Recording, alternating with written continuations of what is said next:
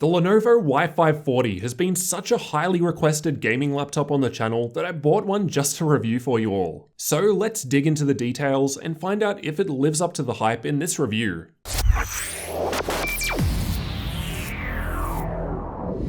Starting with the specs, mine has the Intel i7-9750H CPU, 80W NVIDIA GTX 1660 Ti graphics, and 16GB of memory running in dual channel. Well, I bought it in single channel, but installed dual channel for testing. For storage, I've got a 512GB NVMe M.2 SSD, and there's a 15.6-inch 1080p 60Hz screen. But again, that's just because I cheaped out when buying this. You can get 144Hz too. For network connectivity, it's got Gigabit Ethernet, 802.11 AC Wi-Fi, and Bluetooth 5. There are a few different configurations available though. I customized this one through the Lenovo website, and you can find updated prices linked in the description. The lid is a black plastic with a grooved finish, while the interior is matte black with some sort of rubberized material like the older Y530. All edges and corners were smooth, and overall the build quality felt good. The starting weight is listed at 2.3 kilos on the Lenovo website, and mine was under this without the 2.5-inch drive bay populated. With the large 230W power brick and cables included, this rises by about a kilo.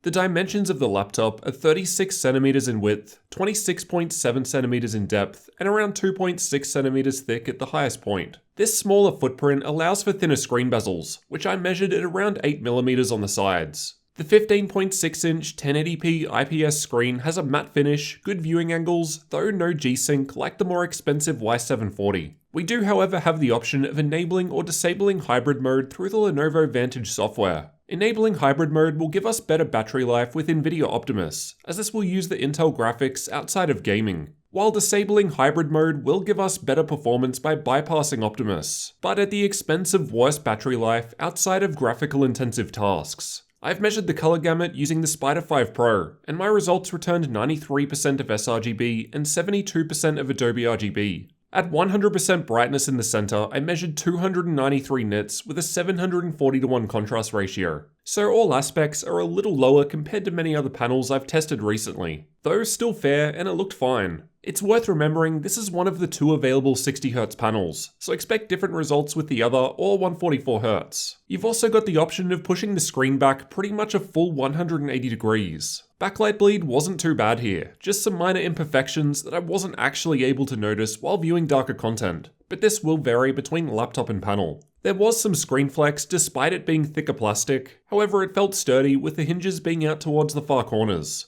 Absolutely no problems at all opening it up with one finger. It felt quite well balanced and no problems using it on my lap. As the screen bezel is on the thinner side, they've taken the nose cam approach. The 720p camera just isn't very good. It's a nose cam, so when you type, your fingers kind of get in the way, and if I want to be properly in the frame, I've got to move it right back, and it's just not very good. The keyboard has white backlighting, which can be adjusted between two brightness levels, or turned off by pressing the function key and spacebar shortcut, and the lighting even lights up all secondary key functions. The numpad is on the smaller side, but that's a sacrifice to get us the larger than usual arrow keys for a laptop. Overall, I liked typing with the keyboard. Here's how it sounds to give you an idea of what to expect.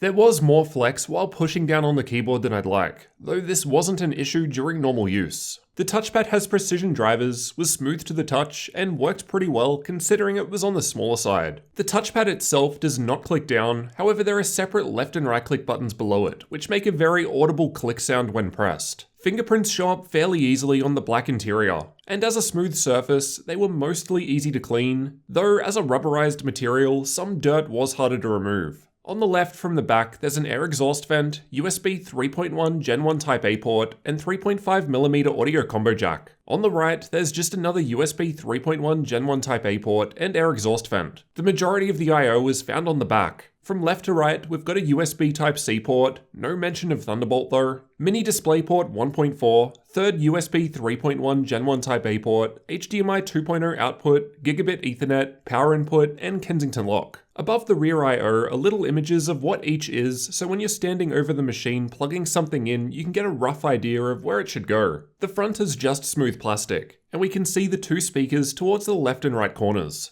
I'd say the speakers were above average with a little bass present. While not too loud, I thought they were loud enough. and the latency mon results looked alright. The lid is pretty clean, just the Legion branding on the side with white lighting. This was not from the display's backlight, and it cannot be controlled. Underneath, there are some air intake vents towards the back, and the rubber feet did a decent job of reducing movement. The bottom panel can be easily removed by taking out 11 screws with a Phillips head screwdriver, and the length of the screws varies, so you'll need to keep track of them when opening.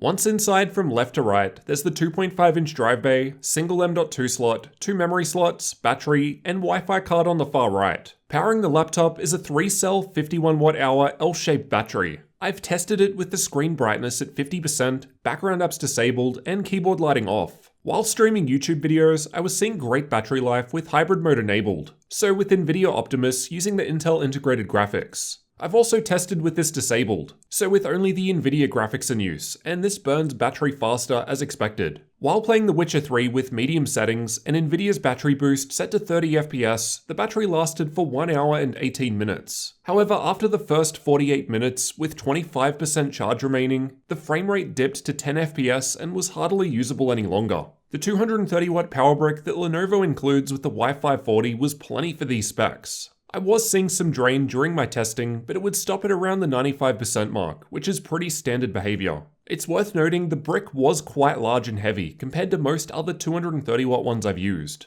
Let's move on to the thermal testing. Just for a recap of the cooling design, air comes in through the bottom and the rubber foot at the back raises it up a little to assist airflow. Air exhausts on the 2 vents on the back corners, as well as the vents up the back on the left and right hand sides. Inside, in terms of heat pipes, we've got one shared between the processor and graphics, along with a couple of fans. It's a very similar design to what we saw in the older Y530. Let me know if you want to see a comparison between those. The Lenovo Vantage software allows us to swap between 3 modes: quiet, balanced, and performance. I found these modes to adjust the power limit of the CPU between these different levels. The software also notes that these modes adjust fan speed. However, under combined CPU and GPU load, as you'll hear later, I observed no difference. Otherwise, I did not find these modes to affect GPU performance at all. Thermal testing was completed in an ambient room temperature of 21 degrees Celsius, so expect different results in different environments. At idle, it was a little warm, however the fans were also silent in quiet mode. The rest of the results are from combined CPU and GPU workloads, and are meant to represent worst case scenarios as I ran them for extended periods of time. The gaming results towards the upper half of the graph were tested by playing Watch Dogs 2, as I find it to use a good combination of processor and graphics. The stress test results shown on the lower half of the graph are from running the Ada64 CPU stress test, with only the stress CPU option checked, and the Heaven GPU benchmark at max settings at the same time to fully load the system. Let's start with the stress test results. With the quiet profile enabled, the temperatures are a fair bit cooler compared to the rest. However, it's also performing worse, as we'll see soon, due to lower power limits. In balanced mode, we're still power limit throttling due to the limit this mode puts in place. And as the fan was going the same speed as this test in quiet mode, the temperatures rise up. Enabling performance mode boosts the CPU power limit further, which raises temperatures more. And again, fan speed was still the same in this mode as quiet mode. And there was still power limit throttling here, but also now some thermal throttling on the CPU. When we apply the -0.15 volt undervolt to the CPU, while the temperatures hardly change, performance does go up, as we'll see in the next graph. However, there was still intermittent thermal throttling on the CPU here. Finally, when we add a cooling pad, we're able to lower the temperatures by a fair amount and fully remove the thermal throttling that was taking place. The gaming results showed a similar trend, however I did not observe thermal throttling in this particular game. These are the average clock speeds for the same tests just shown. We can see with quiet mode enabled, CPU clock speeds are way down due to the lower power limit this mode sets. With balanced mode, these rise up, and then in performance mode, they rise a little more, but not too far before we start hitting thermal throttling limits. By applying the undervolt, we're able to hit the full 4 GHz all-core turbo boost speed of the i7-9750H CPU in this workload. Though, as mentioned, there was still intermittent thermal throttling on the CPU here, which the cooling pad was able to remove, though we didn't see it affect performance. These are the average TDP values reported by Hardware Info during these same tests. Basically, we can see the CPU power rise up as the different modes affect these power limits, which, while under combined CPU and GPU load, seemed to be 25 watts for quiet mode, 45 watts for balanced, and 50 watts for performance. The GPU power limit was not modified at all with these different modes, and was always running with an 80 watt limit. These are the average CPU clock speeds while under a CPU-only workload. With 8-64 and just the stress CPU option checked, I could easily hit the full 4 GHz all-core turbo boost speed in balanced mode. This is because of the power limits. In a CPU-only stress test, I found both balanced and performance mode would allow the CPU to hit the 60-watt PL1. Just as a reminder, under the combined CPU and GPU load, we saw the CPU cap at 45 watts in balanced and 50 watts in performance mode, so we get better CPU performance with the GPU inactive. As they're performing the same at these levels, the temperatures were the same too, though we could lower CPU thermals by 11 degrees with the undervolt applied. To demonstrate how this translates into performance, I've got some Cinebench CPU benchmarks here. We can see that the score increases as we step up the performance profile as expected. With the performance profile, the 2800 score is pretty average compared to other 9750H laptops I've tested so far, while the 3100 result once undervolted is about as good as I've been able to get. As for the external temperatures where you'll actually be putting your hands, at idle it was a bit warmer than the average 30 degrees Celsius we usually see. While under combined CPU and GPU stress test in balanced mode, it's getting to the low 50s in the center of the keyboard, fairly warm due to the lower fan speeds. When we enable performance mode, this doesn't seem to change anything, despite this boosting the CPU TDP by 5 watts and raising the internal temperatures a bit. As for the fan noise produced by the laptop, I'll let you have a listen to some of these tests.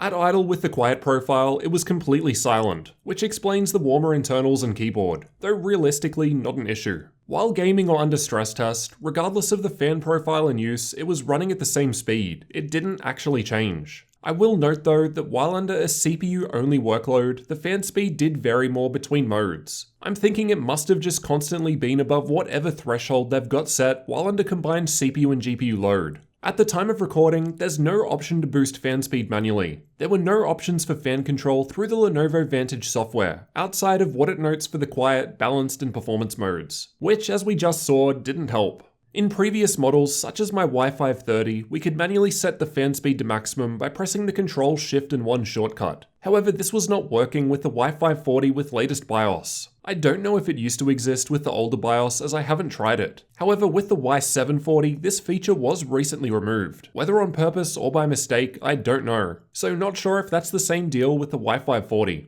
Overall, the results aren't too bad, but could definitely be improved if Lenovo put back the option to max the fan out, as thermals start to become a limitation, well at least in my worst case scenario. The game test appeared okay. Even with performance mode, while under stress test or gaming, the fans were sitting at around 49 decibels. And while noticeably quieter when compared to most other laptops I've tested, it does start to negatively affect performance. Despite this downside, once we undervolted the CPU, it was possible to gain back most of this lost performance. But this will of course vary based on ambient room temp. If you're in a warmer room than me, that's going to be harder to control. But keep in mind, these are worst case scenario tests. I think it would be great if Lenovo applied default CPU undervolting like we're starting to see from other options like the Acer Helios 300 and Razer Blade Pro 17. While the Y540 gaming laptop is also available in 17 inches, I'm not currently sure how it utilizes the extra space or if cooling would be any different. Next, let's take a look at some gaming benchmarks. I've tested with performance mode enabled, so that's boosting the power limit of the CPU to 50 watts, and I've also got hybrid mode disabled, so no Optimus overhead. This is my first time testing the Division 2. I only just bought the game as a lot of you have been asking for it. These are the results with the built-in benchmark, and as my first time using it, I don't yet have context as to how these results stack up. Though even Ultra settings was averaging 60 FPS in this test. Battlefield 5 was tested in campaign mode. The game was still running well at ultra settings with a decent average frame rate, and when combined with the 1% low that isn't too far behind, we can see it's a nice stable result.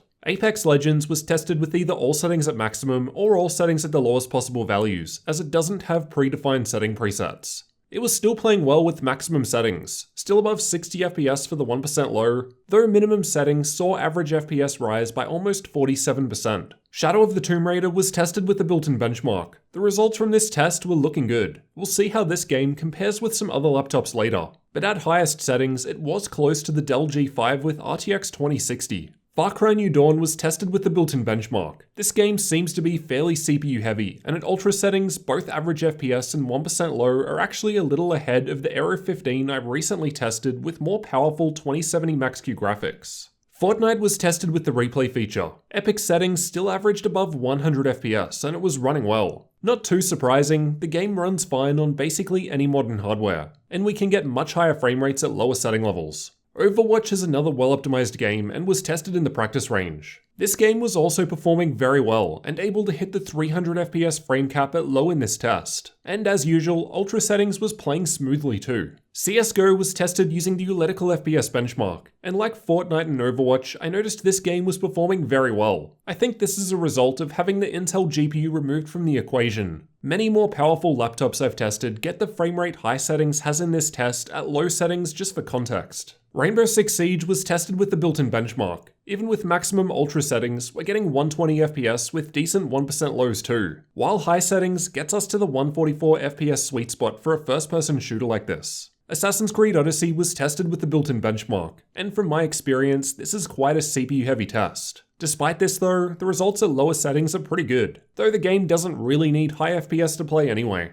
Dota 2 was tested playing in the middle lane with an average amount of action going on, and there wasn't really much difference between the setting levels in terms of average FPS. However, there was a larger difference seen to 1% lows, though I still found the game to play fine at max settings. Watch Dogs 2 is a resource-heavy game that still plays fine for me with a solid 30 FPS. Though we weren't really getting that at Ultra, with the 1% low being a fair bit down so it felt a bit stuttery at times. Very High played much better and without issue, where even the 1% low was above the average coming from Ultra. The Witcher 3 was playing okay with Hairworks disabled, and at Ultra settings it did feel a little stuttery, similar to Watch Dogs 2. It still played alright for the most part, but we can see this reflected in the much lower 1% low results, which become a fair bit better at medium and low settings. If you're after more gaming benchmarks, check the card in the top right corner where I've tested 21 games in total. Let's also look at how this config of the Lenovo Y540 compares with other laptops to see how it stacks up. Use these results as a rough guide only, as they were tested at different times with different drivers.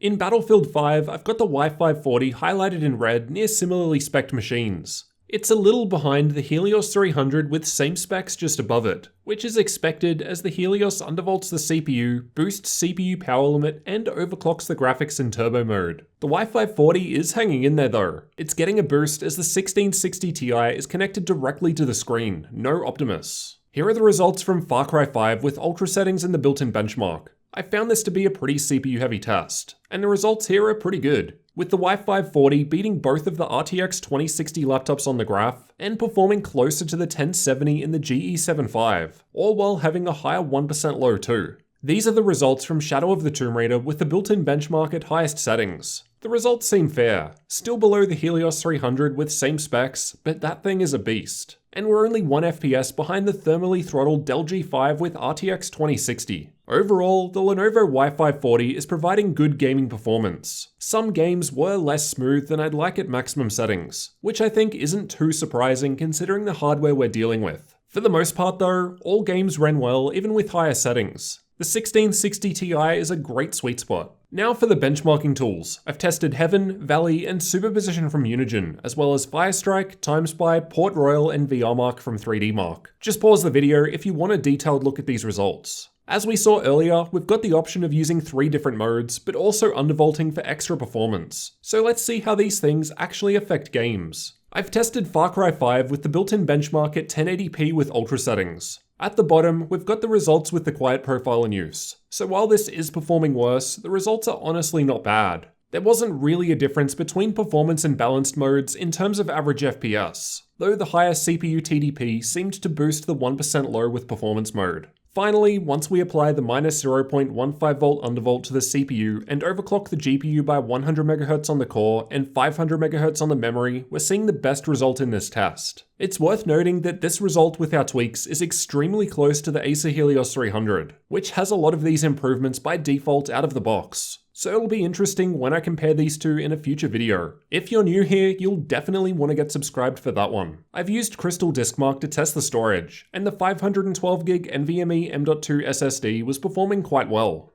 For updated pricing, check the links in the description, as prices will change over time. At the time of recording, in the US with these specs, it's going for under $1,300 US. about $88 more than the Acer Helios 300 for comparison. Here in Australia, I bought mine through the Lenovo website. It's currently starting at $1,680 Australian dollars, though I got mine for $100 less than this on an end of financial year sale. Removing our taxes and converting that into USD, that's less than 1,000 US dollars, an extremely good deal for the specs. So to conclude, overall the Lenovo Y540 is a pretty nice gaming laptop, though nothing is perfect, and there are some important issues here to address. Let's review the good and the bad. The worst issue I found was the lack of higher fan speeds when swapping between quiet, balanced, and performance modes. While the machine was quieter compared to most other gaming laptops I've tested, there was some thermal throttling in my worst case tests. Though, as we saw, we could improve on this with some simple changes. The older Y530 allowed us at least to have the option of manually setting the fan speed to maximum. It would be great to see this return in a future update. Otherwise, the machine was performing very well for the price, and this seems to be due to the combination of higher 50-watt CPU power limit and the option of disabling hybrid mode so that we bypass the Optimus bottleneck. Once we overclock the graphics and undervolt the CPU in a similar manner to what the Helios 300 provides out of the box, the performance appears comparable. The battery life was quite good with hybrid mode enabled, though while gaming, having the frame rate drop after 48 minutes puts it below average in that regard. The screen was fine, though if you're using it for games, in many cases you'd probably benefit from the 144Hz option. Compared to the more expensive Lenovo Y740 gaming laptop, there are some features missing like G-Sync and RGB lighting. However, overall, the Y540 does appear to be offering good value for money. I just hope they improve fan speed in a future update. Personally, I'm a fan of the more subtle design compared to most others that shout gaming laptop from the rooftops. Let me know what you thought about Lenovo's 15-inch Y540 gaming laptop down in the comments. And if you're new to the channel, consider getting subscribed for future laptop reviews and tech videos like this one. Next up, I'll be working on the Y740, which has also received a lot of requests.